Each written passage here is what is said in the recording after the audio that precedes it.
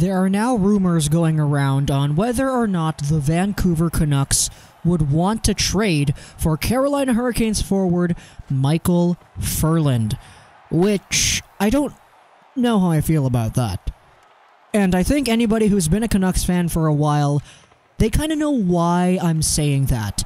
Because Micheal Ferland is a guy who's been mentioned in a few trade speculation rumors, and that's kind of the difference here. It's not like the Vancouver Canucks are actively pursuing Ferland, it's just that members of the media have said that they wouldn't be surprised in the slightest if they were. And there's been a lot of talk about the Vancouver Canucks, and specifically the idea that they would want to pursue a player like Ferland. But honestly, I don't like it. I don't like it because Ferland is the guy who basically made his NHL debut in the worst way possible against the Vancouver Canucks. He came into that 2014-15 season for the Calgary Flames in the playoffs against Vancouver in the first round and basically terrorized the Canucks at the time.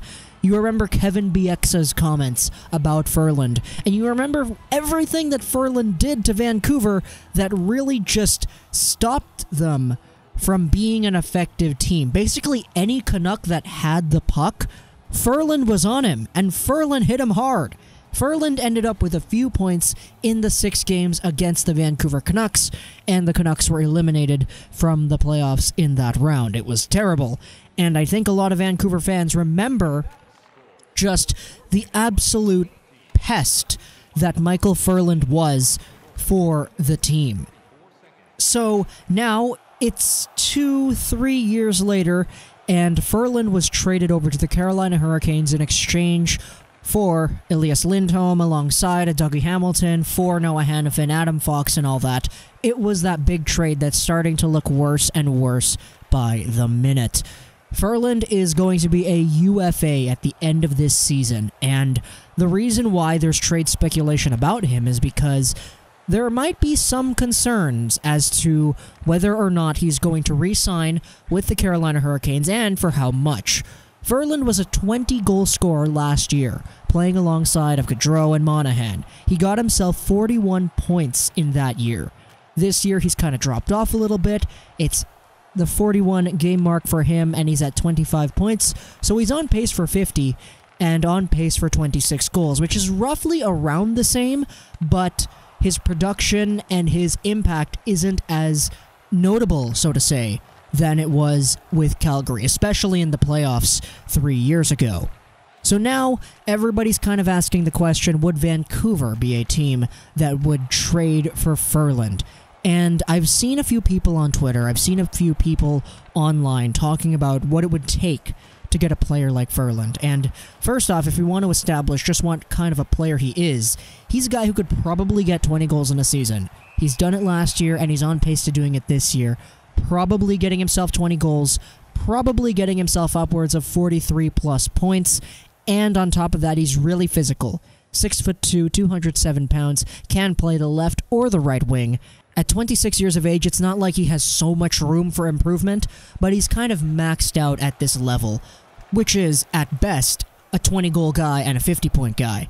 The big meat and potatoes to his game, however, is that physical presence. He's able to dominate the ice physically wherever he is. He's able to hit people. He's not afraid of hitting people. And as a 6'2", 207-pound winger, he's got the body to do so, which is why Vancouver Canucks fans are probably saying a little bit, hey, we might be able to get him, because we've seen that Jim Benning and his staff, they like to focus on physical grit. We saw that with Roussel, we saw that with Goodbranson, we saw that in drafting Gadjevich and Jet Wu, so why not add someone like Ferland?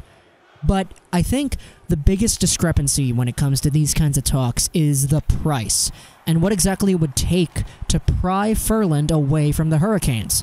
I've seen people suggesting things like Goldolbin, a pick, and a prospect, which, honestly, if that's the price, I don't want to do it one bit. Ferland is 26. It's not like he's going to get any younger. He's basically Baertschi's age, and you know how some people already feel that Baertschi's a little bit too old. Now, I'm not going to be saying that I don't like Ferland because he's too old.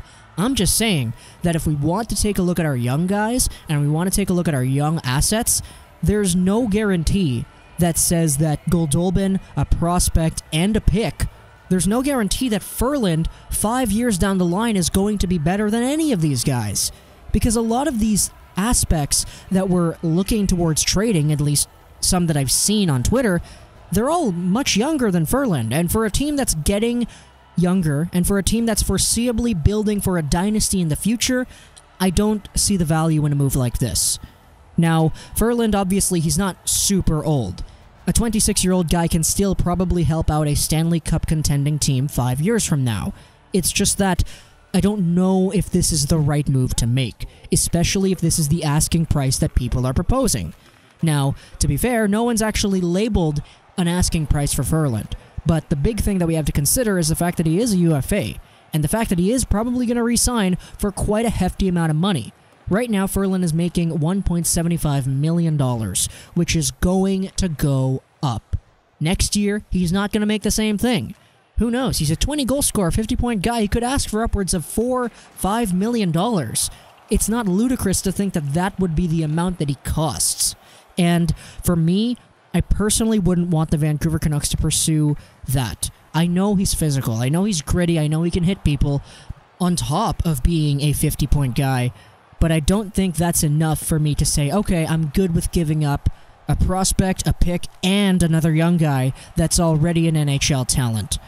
Overall, I think it's a little bit overkill, and at the same time, I'm not too sure what exactly I would pay for a guy like Ferland. But to be honest, though, I don't really want it to happen in general. Ferland is the guy that terrorized the Canucks, and I don't want that in my team, because it would just make me feel bad every time I see him out there on the ice. But that concludes my Micheal Ferland short, quick discussion. You could actually catch the Carolina Hurricanes tonight at 7:30 p.m. at Rogers Arena. It's weird because this is the rumor that's coming out at this time, right before the Canucks play Ferland's team. So I guess you could get a little bit of a preview of what Ferland can offer tonight in the game. That'd be pretty cool, right? Hope you guys enjoyed this miniature +//gaming, and bye.